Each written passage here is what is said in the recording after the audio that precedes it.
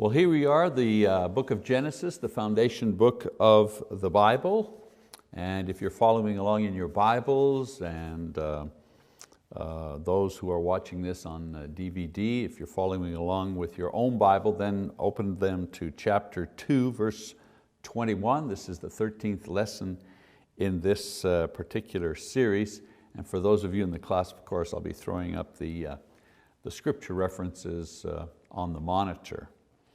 Well, in our last lesson, we had the more details concerning the creation of man. I always like to kind of review a little bit, get us back into the picture of what we are discussing because there's so much material.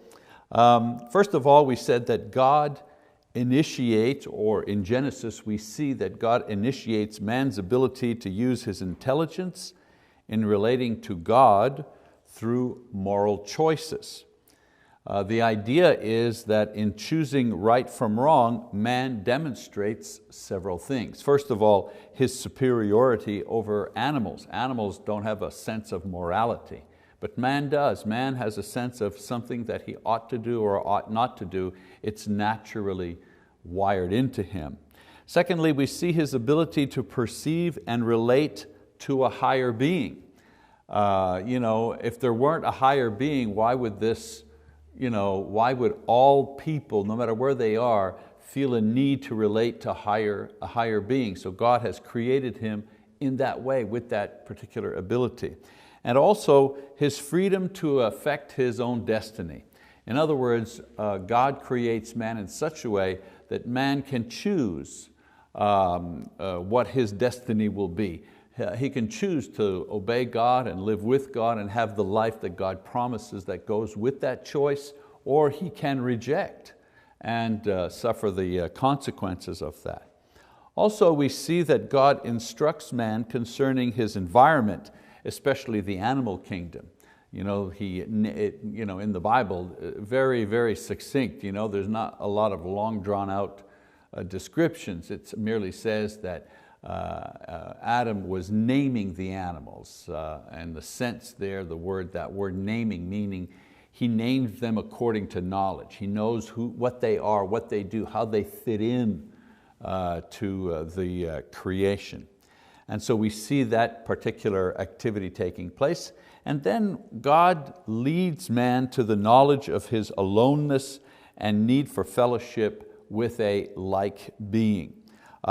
He sees that this is not possible through his rulership over the creation. He rules over the creation and he sees that he is above the animals, but within the animals, among the animals, he doesn't see any creature with whom he can have a relationship with. And in coming to that conclusion, he also comes to the knowledge of his aloneness. And so this prepares man for God's final act of creation, which is the creation of woman. So the creation of woman begins in chapter 2, verse 21 and 22. So let's read those verses. It says, "So the Lord God caused a deep sleep to fall upon the man, and he slept. Then he took one of his ribs and closed up the flesh at that place. The Lord God fashioned into a woman the rib which he had taken from the man and brought her to the man." Now, throughout history and especially in the modern age, we've seen this idea, Adam's rib, this idea come out in all kinds of contexts. People make jokes about it and so on and so forth, but this is a very serious event that takes place. And I want you to see some of the things to note carefully regarding the creation of woman in this short couple of verses, these short couple of verses that describe that. First of all, the sleep of Adam and the new life that eventually proceeded after his sleep was actually also has a kind of a metaphysical or a spiritual idea, if you wish. It is the first prefigurement of the death and the resurrection of Jesus, as well as a prefigurement of the death and resurrection of man as a new creature. Because Adam goes into a deep sleep and then he awakes. And when he awakens, things have changed. A new, he himself becomes different because he'll be joined to woman. So that's kind of a preview, prefigurement. It's like a preview of what will come much further in the future. The prefigurement of Christ's death and resurrection, and the prefigurement of Adam or mankind's death and ultimate resurrection. And it's also a wonderful metaphor for the marriage, or for marriage rather, where one dies to self in order to create a new identity of the couple in marriage. Another interesting thing to note about this passage is that the word rib, it says he took a rib from Adam. The word rib is not the most accurate of translations into English. And the reason for that, it fails to convey fully the idea that God is accomplishing in this action. We think of a rib, we think of a rib, just a bone. A more accurate word is a side. And translated side, 20 rather, of the 35 times that it's used in the Old Testament. So the point is that God removed not just a bone, but He removed a part of man's side that included both the bone and the flesh, as well as the blood. So the idea is that God did not remove from the head or from the feet to signify superiority or inferiority, but He took from the side, which signified equality. And He did so to provide a help, someone to assist. She was, woman that is, was to aid Adam to eliminate his loneliness. Last week I told you that help meet, it's not a help meet, but it's a help meet for Adam. And the idea here is that she helps. That word means to surround, to assist, to save. And so she was created to assist and to save Adam from his loneliness.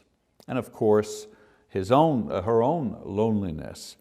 Also, she would assist him in managing the garden and the greater creation given to man by God. All right, another interesting thing I want to look at concerning this passage is that God could have formed her from the ground, but He didn't. He could have formed her from the dirt, and He chose not to. He chose to form her from the side of Adam in order for her to be able to share the nature of man.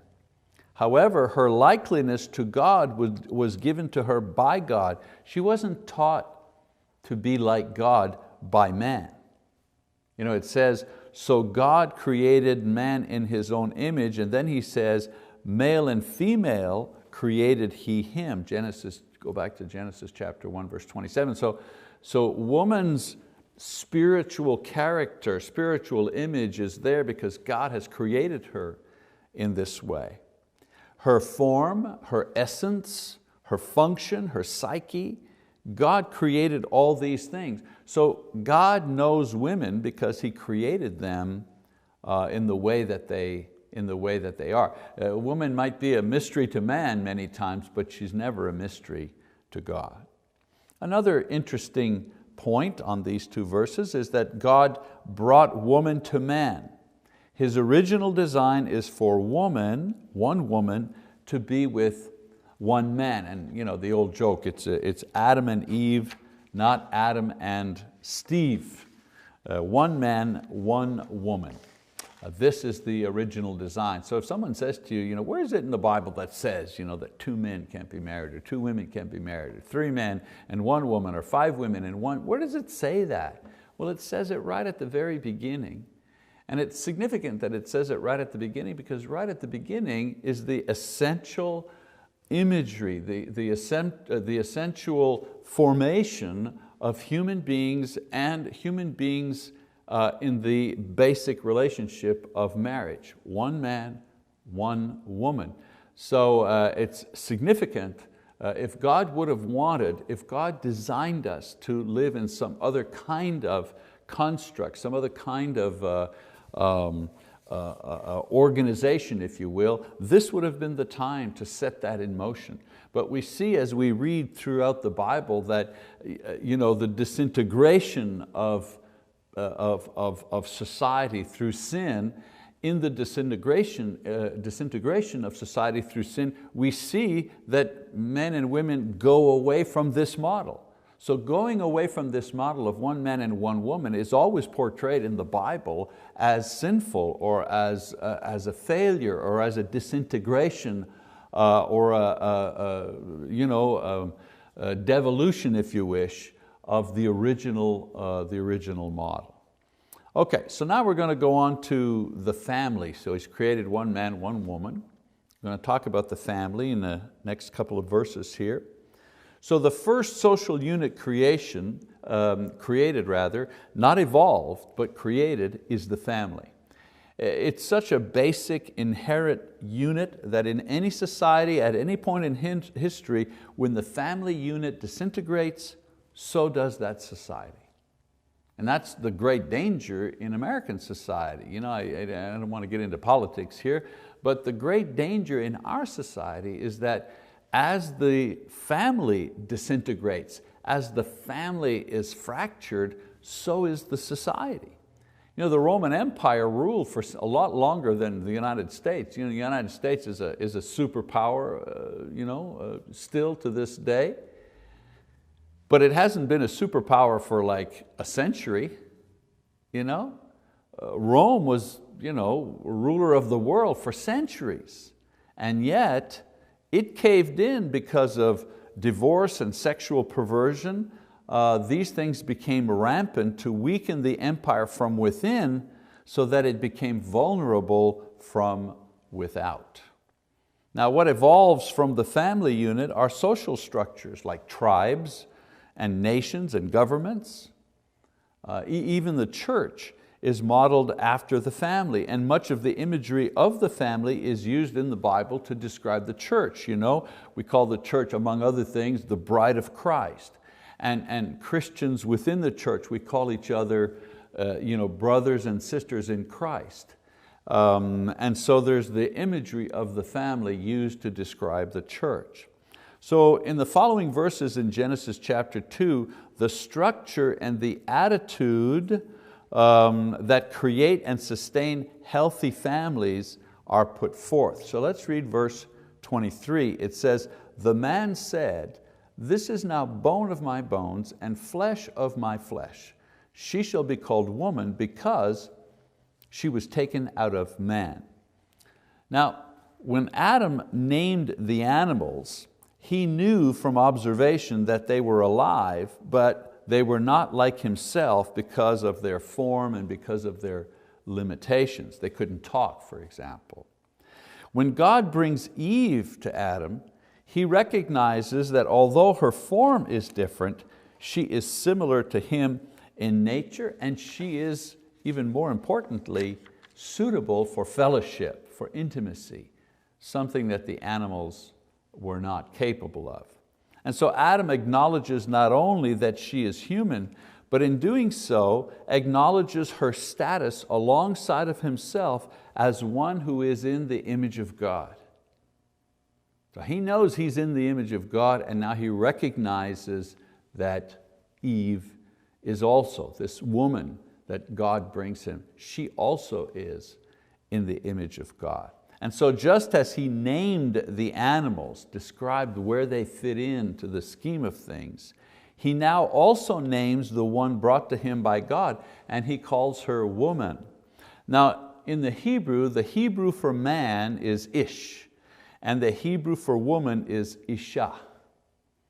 And so woman is not a separate identity, but she derives her identity from man because she was formed from man and not separate materials. God did not form woman from the earth, from the other elements of the earth. He formed her from man. That's why she shares in His form and so on and so forth. And God did not create her from nothing. He made her from man. That's why men and women, they fit together so well physically and emotionally and spiritually, because God intended that. Different, but the same in their spiritual and physical and emotional nature. And then we go on to verse 24. It says, "For this reason a man shall leave his father and his mother and be joined to his wife, and they shall become one flesh." Now in one verse, a summary of the elements of what a family is, how it is formed, and how to guarantee its health. It's amazing. Again, the Bible is so compact in giving so much information in so few sentences. So let's look at Genesis 2:24. Let's take a look at some of the things that it says. First of all, it talks about the basic family. A family is made up of a man and a woman and their children. Now there are variations of this today. On TV, 2 dads and 1 child, or single parents. We see single parents for a variety of reasons today in our society, or we see children raising other children, or couples who have no interest in children, or groups that are living together, sharing the child raising, child rearing responsibilities, and having various relationships with each other in the group. So there's all kinds of formats, all kinds of ways to put together a, quote, family. And I'm not saying that these others can't develop family characteristics and they can't share the warmth of family, but we have to remember that the original and ideal combination is a man and a woman and their children. And again, as I say, there are a lot of reasons why this can't happen. Someone passes away, there's a divorce, a child dies, we blend 2 families together. Of course, things happen in life. What we're saying simply is that according to the Bible, it at least articulates for us what the ideal is. So we know what we're shooting for here. Secondly, we see that families are formed when children leave existing families and form new families through marriage. And when this happens, a new family unit is formed and the dynamics begin to change. The loyalty of the children change to include their spouse as the priority relationship. And parents, of course, need to be able to let go. That's why it says a man leaves his mother and father, cleaves to his wife. There are more problems in marriages caused by children who put their parents ahead of their partners. And conversely, parents who refuse to recognize the new roles that their children play in their marriages. The male child leaves home, takes on a wife. He is now the head of that family. Not his dad. His dad is not the head of that family. His dad is the head of his family, and the son is the head of his family, and that needs to be recognized and supported. And the same way, the female child has a new priority, and the in-laws need to recognize that. All right, another idea that comes out of this is that in order for the marriage to work, it needs it needs basic ingredients, a couple of them anyways, that are alluded to in this passage. First of all, it needs intimacy. The husband cleaves to his wife. The term cleave in the old, in the old versions there, was a term that meant to be glued to or to hang on to one's wife. And the point is that marriage must produce a closeness between the couple that is not available in any other relationship and in any other situation. You can have a best friend, and you can have a hunting buddy, or you can have a girl talk, shopping. So that's all good. That's all wonderful, part of life. But in the end, it's your marriage. It's your partner in marriage it's with that person that you will cultivate the greatest intimacy.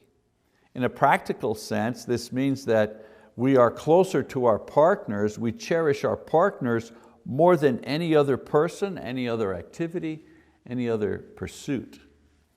Because marriage is a commitment to make the other person the priority over whatever else was our priority before we were married.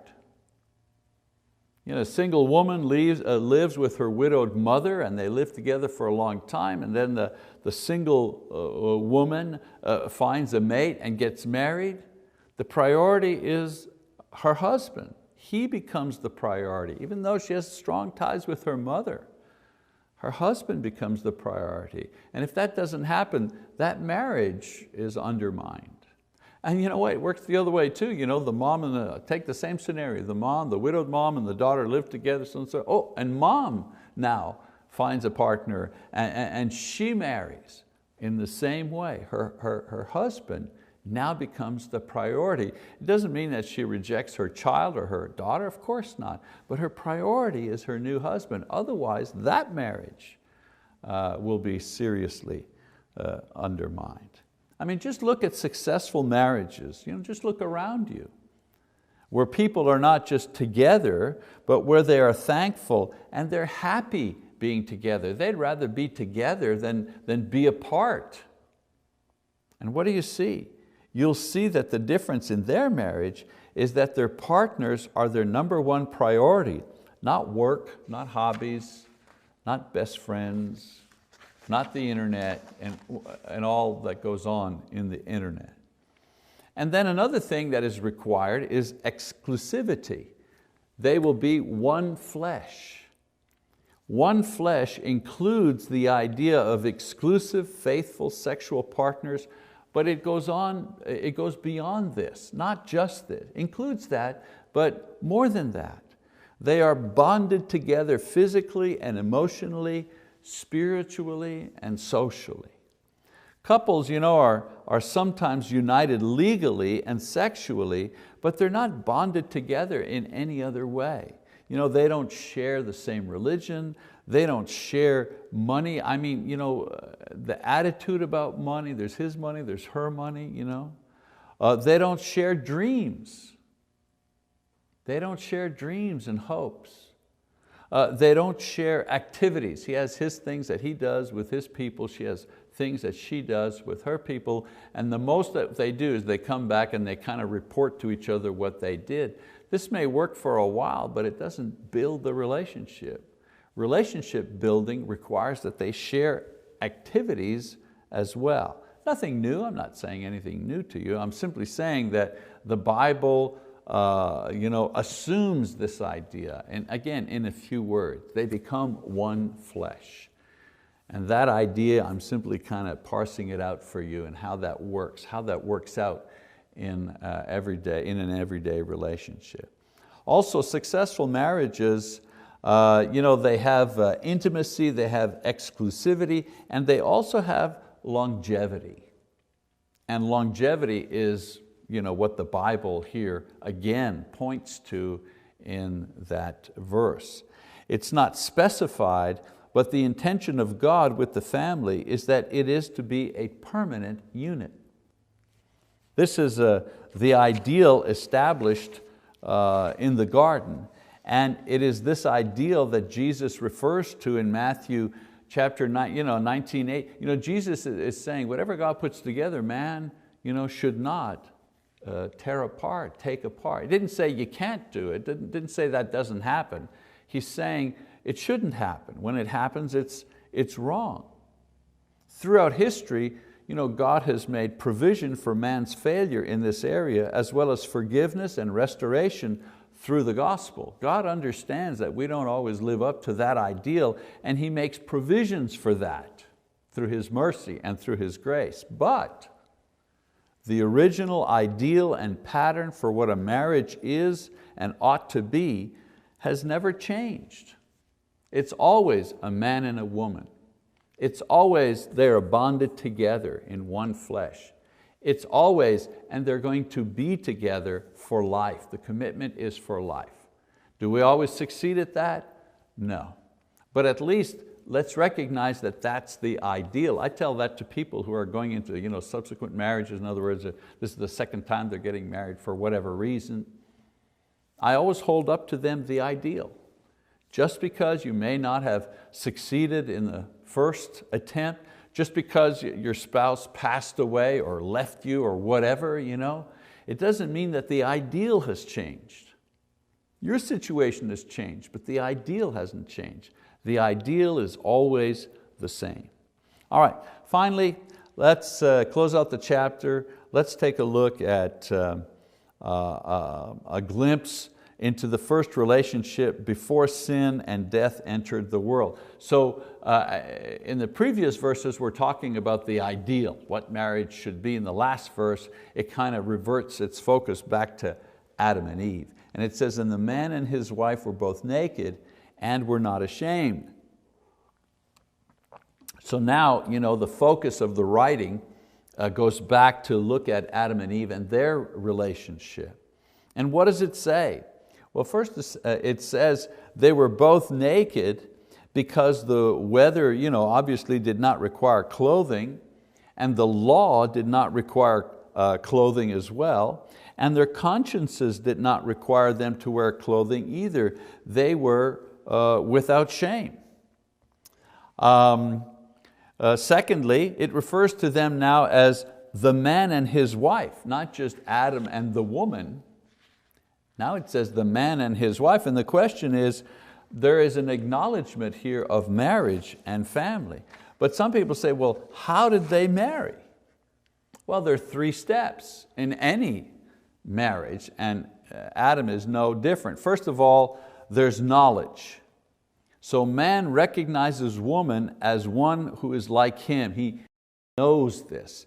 He honors her. He accepts her place alongside of himself and her role in the scheme of things. So there's knowledge. The first step is knowledge. He knows who Eve is.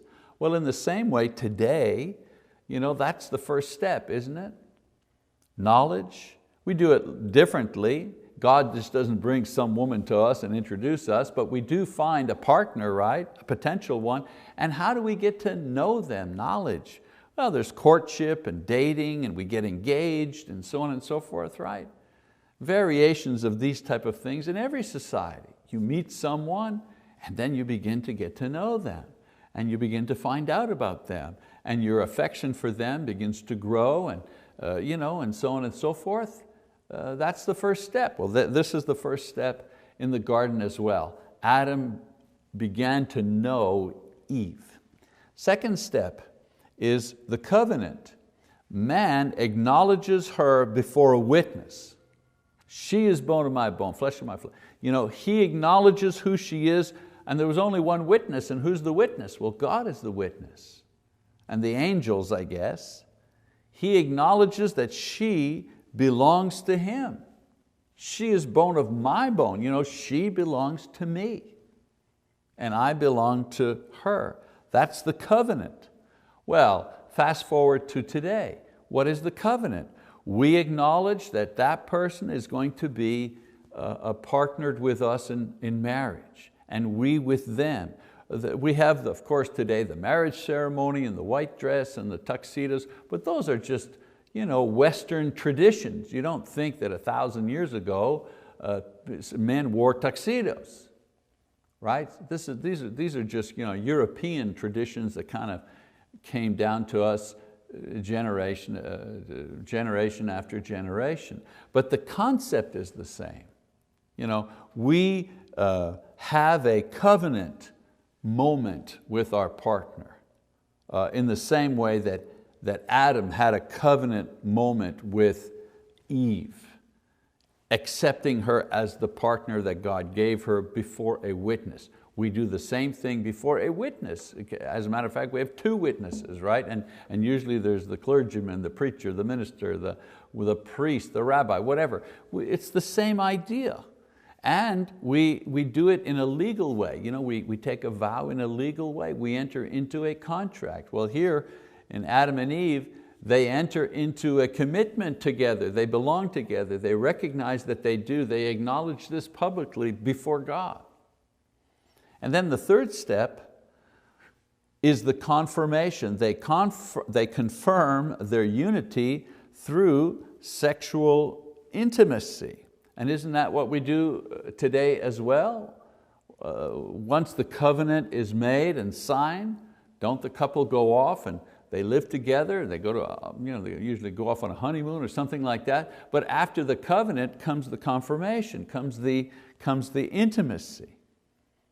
So every ancient and modern society recognizes and practices in some way the principle of monogamous marriage and family. And I'll tell you something, these three steps, knowledge, covenant, confirmation, when we get these three steps out of whack, when we put 3 instead of 2 and put 2 at the bottom or 1 at the bottom and 3 at the top, and in our society, if you look at Hollywood, if you look at the images and the messages that we get through our entertainment, usually it's the other way around, right?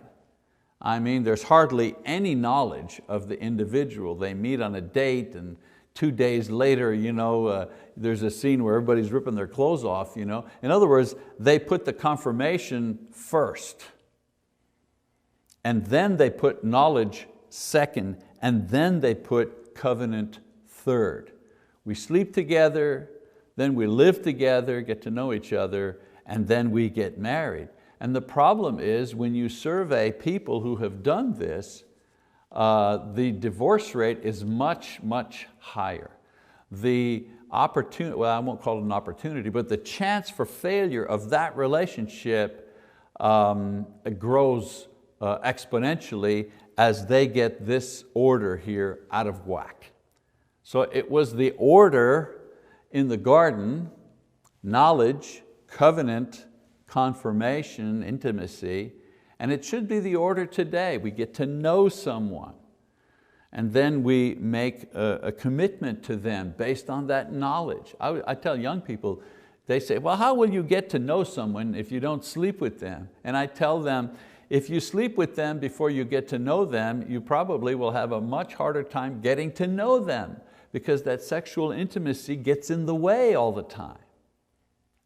Okay? So there are a lot of ways to get to know someone and to get to know them quite deeply without sexual intimacy.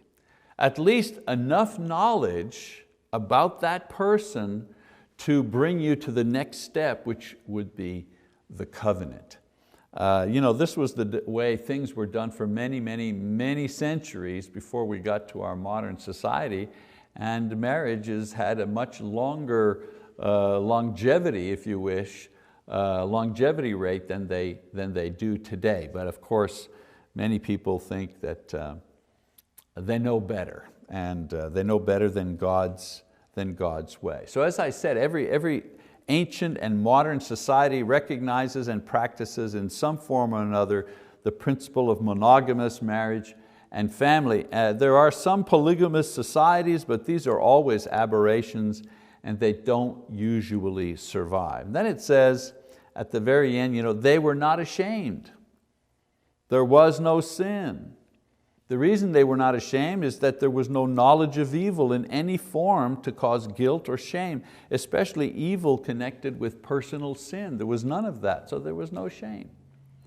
Their nakedness was natural, and it was a symbol of their open and transparent and trusting relationship. In a marriage here, I don't want to get too detailed, but in a marriage, after a certain amount of time, we become comfortable with one another in various stages of undress. While you're taking a shower, you're waiting for her to come out of the shower, so on and so forth. We're comfortable with each other, right? In being naked. But it takes time to get to that point. And why do we get to that point?